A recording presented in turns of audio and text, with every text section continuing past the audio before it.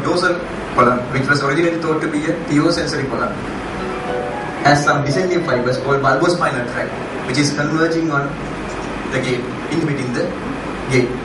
So when you are in a good mood, happy mood, your pain source will be high, you won't feel pain. When you are in a bad mood, you get more pain because this descending neural inhibitory control is not there.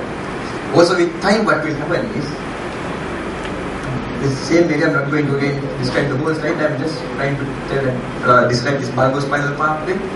With time, what will happen is, the main neurotransmitters in this pathway is 5-HT and norepinephrine. So with time, these nerve fibers will be depleted of this neurotransmitter. So your descending inhibitory neural control is poor. So this is why to potentiate this, we prescribe a little bit of 5-HT reuptake inhibitors. So tricyclic antidepressants, TCS, come into play here. So that is why we prescribe a little dose of TCS, amitriptyline of 6.25 to 25 of maximum to mitigate the effects of this. Not for depression.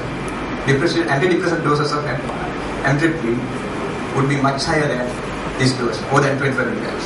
So in the same token, we can also prescribe other SNRIs like duloxetine, venlafaxine to potentiate this pathway. Also importantly, the atypical opioid tramadol has a good effect on this pathway. So it's a good drug to be prescribed in the long run, even with the abusive potentials. So in the brain, finally, these pathways will end up, and in the somatosensory cortex, actually we feel pain, the limbic system, we feel the pain emotions, and in the frontal cortex we decide what to do next, to run away or fight back.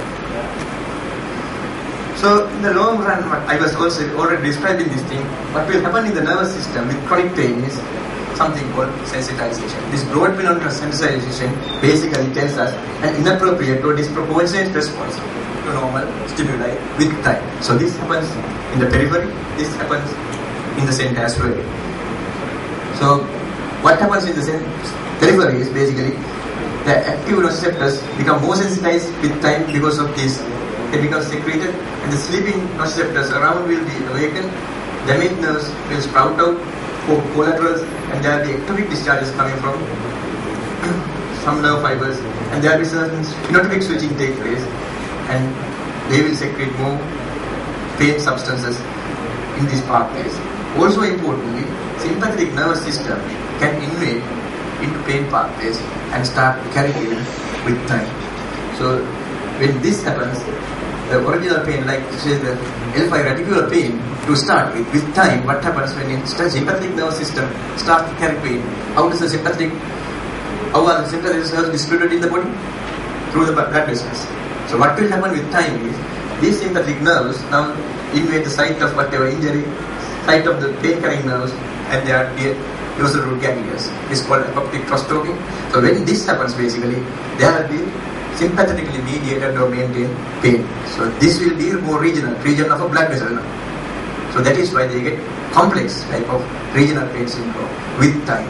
So original injury in L5 root, now after some time you get wholly involved with pain. And apart from that, you get certain sympathetically mediated symptoms. I will come to that in next slide. And in the center also there will be certain changes taking place. So importantly, there's a phenomenon called wind up. So with time, when impulses are going continuously to spinal cord and other centers, the impulse is stacking up. So get that, not just an additive effect, but a multiplication effect there in the spinal cord and the higher centers. Also, certain receptors like NMD receptors are upregulated. So this is important because in treating pain, we address these points. So with time, as a result of sensitization, what will happen is your intensity of pain will go up, and your area of pain will go up. The pain duration will go up to get allodynia because of by time it ranges, neurons are now carrying pain, not just tactile stimulation, but non-painful stimulation, and your tolerability of pain will go down. Period of psychological problems, collectively called catastrophizing, and then this pain will become very, very resistant to treat. So our aim of treating chronic pain is basically breaking this vicious cycle and basically trying to control, not cure, this chronic problem. So symptoms of chronic pain, not going to again go through the whole slide, and just trying to tell you what sympathetic mediated symptoms are. So apart from the regional pain, they also get other vascular symptoms like edema, painful joints, temperature changes, color changes.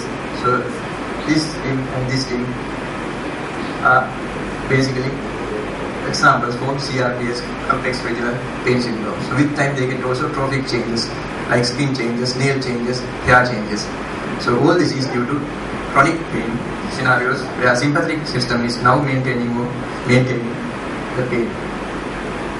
So if you want to classify pain, there are various sort of classifications, but commonly we can divide them in under two headings. One is according to the etiology, either it's a nociceptive type of pain, there's a tissue injury type of pain, or primarily a neuropathic type of pain.